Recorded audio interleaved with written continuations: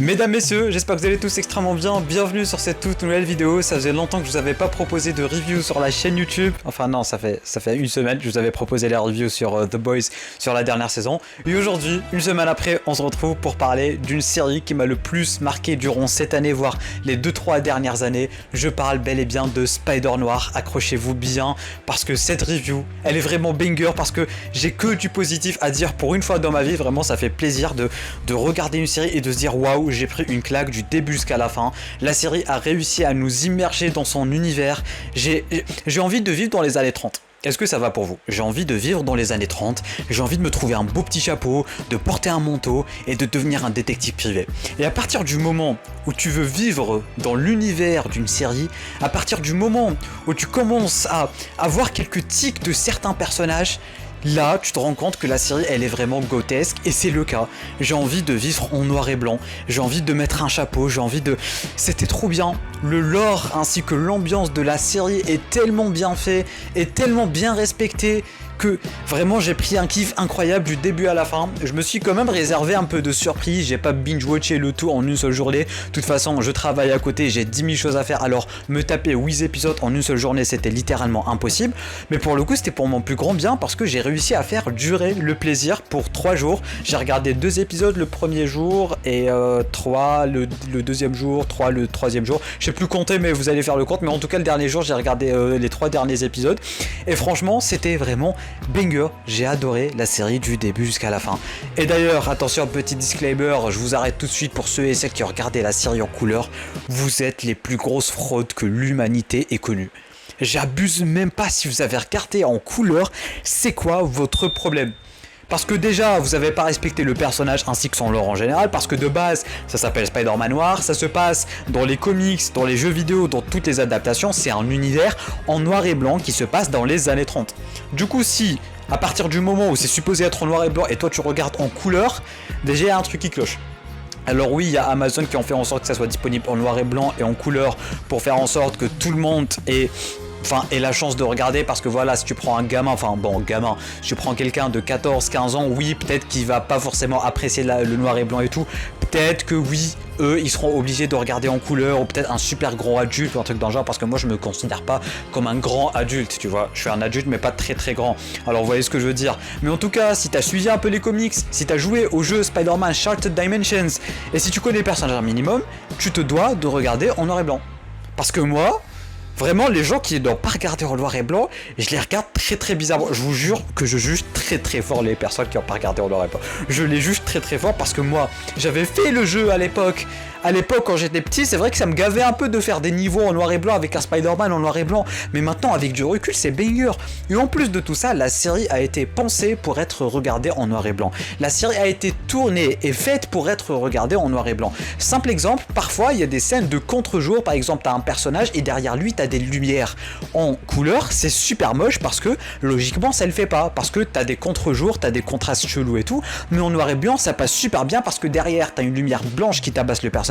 Mais t'as dans le personnage en noir et blanc que tu vois très très bien, et du coup rien qu'à ces toutes petites subtilités de rien du tout, c'est mieux que de regarder en noir et blanc. Et en plus de ça, encore une fois, la série a été faite pour être regardée en noir et blanc, dans le sens où même la façon avec laquelle ils ont filmé et tout, c'était fait pour être regardé en noir et blanc. Et ceux qui ont regardé en couleur, vous aurez remarqué que les couleurs de la série sont vraiment très très bizarres. Oui, parce que la série était de base faite, encore une fois, pour être vue en noir et blanc, mais les couleurs ont été rajoutées à la fin. Du coup, la version principale de la série, c'est bien la version en noir et blanc et pas la version couleur. Parce que vous aurez vraiment remarqué que les couleurs, elles sont très bizarres. Attention, c'est très beau, hein, mais les couleurs sont vraiment bizarres. C'est vraiment parfois sursaturé, parfois il y a beaucoup trop d'orange, parfois les couleurs ne vont pas. C'est normal parce que les couleurs ont été rajoutées à la toute fin. Du coup voilà, ça c'était pour la petite parenthèse noir et blanc. Encore une fois, vous êtes de grosses fraudes. Dites-moi dans les commentaires s'il y en a qui ont regardé en noir et blanc en couleur. Ne vous inquiétez pas, je vais pas vous juger ceux qui ont regardé en couleur. Je vais pas vous juger. Mais dites-le moi quand même, de toute façon, je suis derrière mon écran, je pourrai rien faire. Hein. Dites-moi que vous avez regardé en noir et blanc et que je vais rien faire. je vais peut-être un peu moins vous apprécier, mais bon. Bref, revenons à la série qui globalement était une grosse claque, que ça soit visuellement, c'était banger, visuellement c'était magnifique, et tu t'en rends compte dès les premières minutes du premier épisode. Les idées sont géniales. Rien que les premières minutes du premier épisode, quand t'as Ben Reilly qui te raconte un peu sa vie, hop, il est en train de grimper sur un immeuble, et là dans l'immeuble, t'as des photos, t'as des flashbacks, des trucs qu'il est en train de raconter sur les fenêtres. C'est magnifique, les idées de mise en scène sont incroyables. Les idées de mise en scène pour un projet Spider-Man sont géniales, et on avait vu ça un peu dans Spider-Man Into ainsi Across the Spider-Verse. Le fait que t'es un Spider-Man, tu peux faire des idées de mise en scène de fou, tu vois. Tu peux jouer avec la caméra, tu peux sauter, tu peux faire des trucs à l'envers et tout. Et dans Spider-Verse, c'était très bien fait. Et là aussi, je trouve que c'est le cas parce que tu te rappelles que t'es sur une série, que t'es sur un projet Spider-Man, et du coup, bah tu fais avec. Et là, hop, il est en train de grimper, t'as des flashbacks sur les immeubles et tout. Et c'est comme ça à chaque fois. T'as des plans larges, t'as des plans séquences, t'as des plans rapprochés. À chaque fois, c'est super beau à regarder et c'est super beau à suivre. Et parfois même la façon avec laquelle il filme et tout, bah elle t'en dit vraiment très très long sur le caractère du personnage, sur ses pensées, sur ce qu'il est en train de faire, sur ce qu'il veut faire, sur son état d'âme. Et ça, pour le coup, vraiment, c'était banger. La façon avec laquelle ils ont filmé cette série, j'ai adoré du début jusqu'à la fin. Franchement, c'était génial. Et encore une fois, en noir et blanc, tu prends une claque. Vraiment, tu prends une claque. Parfois, il fait tellement noir dans la scène que tu vois que les lunettes de Spider-Man. Et après, hop, il allume ses lunettes. Parfois, t'as des contrastes. Un côté, tu as tout qui est noir avec les lunettes de Spider-Man, et t'as juste un peu le méchant. Et vraiment, ils arrivent à te faire passer des messages à travers ça, à travers la cinématographie, à travers les couleurs. Et ça, c'est génial. C'est un peu comme les gros films d'auteur, tu vois, quand tu as par exemple du bleu qui parle un peu de la solitude, du rouge qui parle un peu de... Quand t'es énervé, les couleurs, ça joue un peu sur la saturation. Bah là, ça joue pas sur la saturation, mais ça joue déjà sur que le noir et le blanc, et c'est vraiment génial, c'est super bien fait, et waouh, vraiment une claque de ce côté-là. Et même en ce qui concerne maintenant les personnages, mais les personnages sont tellement attachants, ils sont tellement géniaux. Vraiment, chaque personnage est là pour être, non pas juste pour être là, mais parce qu'il a un rôle à jouer dans tout ça. Ben Reilly, attention, Nicolas Cage, il était génial dans le rôle, mais vraiment, pour sa première série, Nicolas Cage, il était génial. Un Peter Parker bien dépressif. Attention, je vous vois venir, vous allez me dire, ouais, nanani, nanana, c'est pas Peter Parker, machin et tout, c'est Ben Reilly. Non, c'est bien Peter Parker, ça a été confirmé, parce que pour ceux qui ne le savent pas, dans les comics, c'est bien un Peter Parker qui est Spider-Noir. Mais là, pour le coup, pour des questions de droit, ils l'ont appelé Ben Reilly dans la série, ils ont un peu changé le personnage, parce que pour ceux qui ne le savent pas, dans le contrat entre Marvel et Sony, Peter Parker, le personnage de Peter Parker en lui-même, n'a pas le droit de boire, n'a pas le droit de fumer, n'a pas le droit d'avoir des relations sexuelles et tout. Vraiment, c'est dans le contrat.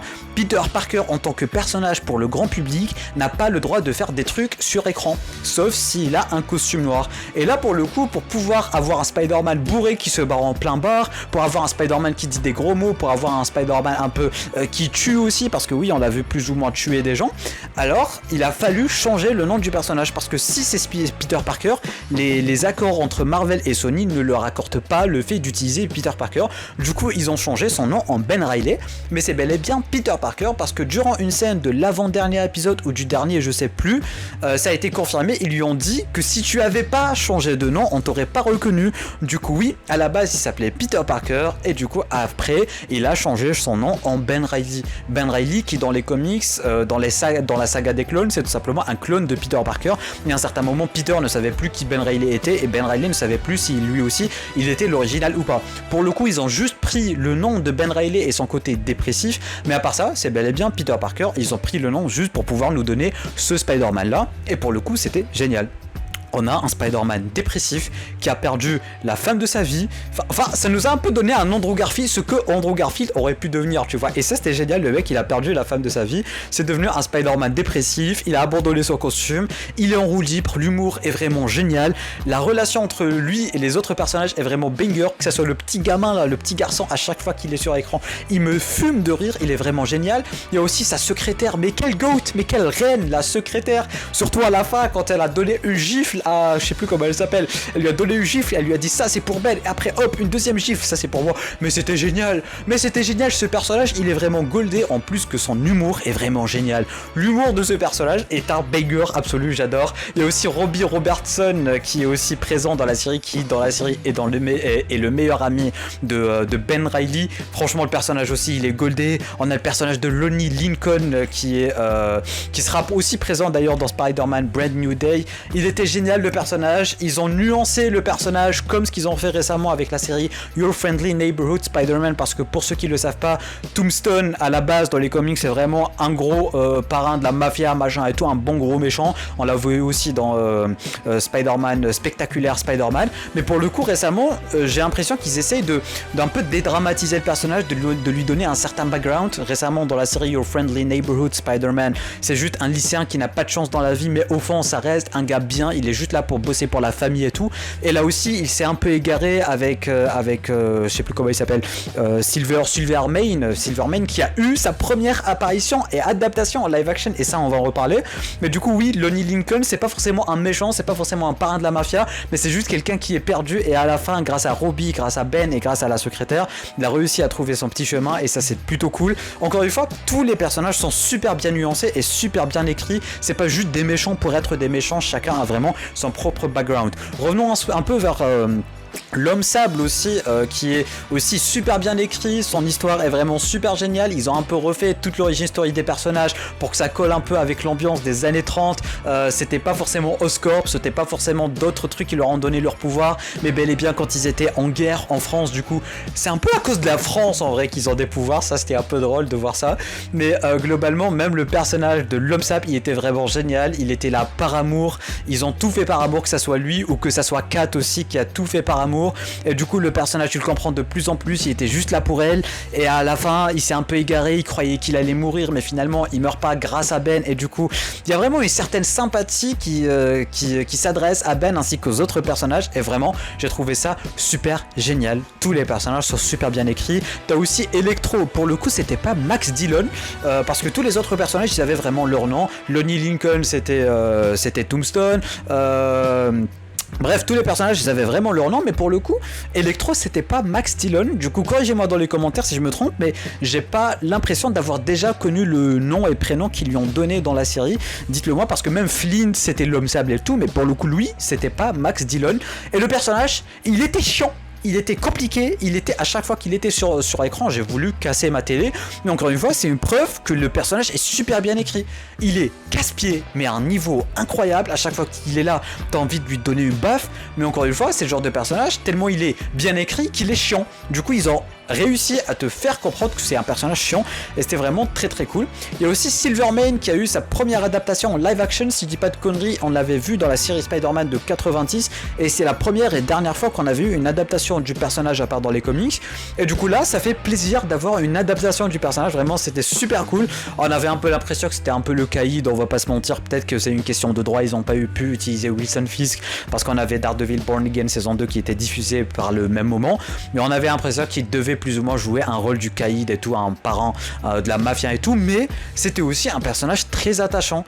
Tu comprends pourquoi il fait tout ce qu'il est en train de faire, tu comprends ses motivations, c'était le cliché parfait de l'homme des années 30, c'était le anti-féministe, j'ai envie de dire, parfait, le capitaliste et tout, c'était génial. Et du coup à chaque fois il y avait que ça soit lui, que ça soit Kat aussi, à chaque fois c'était lui qui lui dictait ses règles, c'était lui qui lui disait comment elle devait s'habiller, à chaque fois il appelait poupée, ma jolie, machin et tout. Vraiment on était en plein dans ce délire sexiste des années 30 et tout, et c'était beaucoup trop bien fait, Kat, on avait l'impression que c'était un peu son esclave, c'était un peu grâce à lui et à cause de lui qu'elle était tout le temps là, et même elle a commencé à en avoir marre, du coup elle a fait en sorte de vouloir le tuer, et après c'était elle qui avait réussi à le tuer.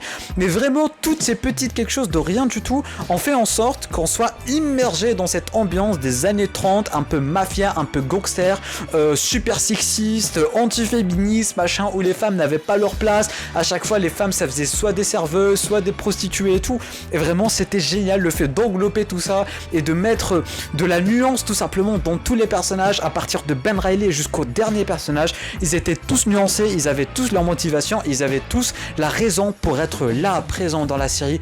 Et waouh, c'était pour mon plus grand bien. Mais c'est vraiment un tout petit quelque chose de rien du tout à reprocher à la série, c'est le fait qu'on n'a pas eu assez de Spider-Man ou de scènes Spider-Manologiques, dans le sens où oui c'est Spider-Man, mais c'est un peu un Spider-Man rouillé qui fait pas forcément trop d'acrobatie, son Spider-Sense aussi est un peu rouillé dans le sens où il y avait une scène, il y avait un flic, il avait réussi à le faire tomber quoi, alors qu'il aurait pu juste lever une jambe ou sauter, tu vois. C'est un Spider-Man qui n'est pas très agile ni très habile, alors oui il est rouillé, oui, mais ça reste Spider-Man, tu vois. Alors j'aimerais bien que s'il y a une potentielle saison 2 dans le futur, ça serait sympa si on a plus de Spider-Man, plus d'acrobatie, parce que là vraiment tout ce qu'il fait c'est balancer ses toiles et rester terre à terre, tu vois. Parfois il s'accroche à un petit poteau, parfois il s'accroche à un petit immeuble, mais globalement, hop, il n'y a pas trop de pirouettes, il esquive pas avec son Spider-Sense et tout, il fait pas trop de trucs très Spider-Manants, à part les petites scènes de balancement et tout qui sont vraiment super kiffantes. Mais à part ça, l'humour Spider-Man est présent, il est drôle, il est sympa. À la fin, on nous a donné un costume endommagé avec... c'est trop cool, nous fans de Spider-Man, tu nous donnes un costume endommagé, on prend, c'est vraiment trop banger. Et voilà, vraiment j'ai adoré l'ambiance de la série, j'ai adoré la série, son écriture du début jusqu'à la fin, et je suis resté sur ma faim. Vraiment, je suis énormément resté sur ma faim, du coup j'espère vraiment qu'ils vont se bouger les vestes et nous proposer une saison 2 le plus rapidement possible, mais surtout donnez-nous un univers étendu de cette série. Donnez-nous une Silk, donnez-moi une Spider-Gwen, donnez-moi d'autres séries sur d'autres Spider-Man. Je suis preneur, c'est trop banger, mais c'est génial d'avoir une série sur Spider-Man. Encore une fois, je le dirai jamais assez, mais Spider-Man c'est le genre de personnage qui mérite une série et pas un film. Alors donnez-nous une bonne adaptation Spider-Man par pitié. Enfin, là, vous voulez le faire, mais donnez-nous d'autres Spider-Man, on en veut plus. Bref, je pense avoir fait le tour de tout ce que j'avais à dire concernant cette série Spider-Noir que j'ai adoré du début jusqu'à la fin. C'était une grosse pépite pour moi. Jusqu'à aujourd'hui, c'est la meilleure série de l'année. On a potentiellement Lanterns qui va sortir en août prochain. On va voir ce que ça va donner. Puis pour l'instant, c'est clairement Spider-Noir qui l'emporte. C'était génial du début à la fin. Dites-moi vous ce que vous en avez pensé en bas dans les commentaires. Laisse-moi un petit pouce bleu. Abonne-toi pour ne pas rater du prochain contenu sur la chaîne. Sur ce, moi je te dis à très bientôt pour une toute nouvelle vidéo. C'était Namiad. Portez-vous bien.